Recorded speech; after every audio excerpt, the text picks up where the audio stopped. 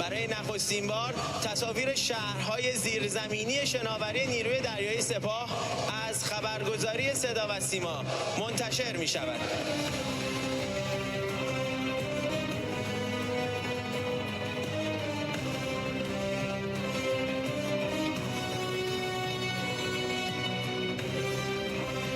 در بازدید از این پایگاه زیرزمینی نیروی دریایی سپاه میگوید حالا این نیرو توانایی مقابله با تهدیدات حتی خارج از خلیج فارس را داره. نقش اول رو میزنه.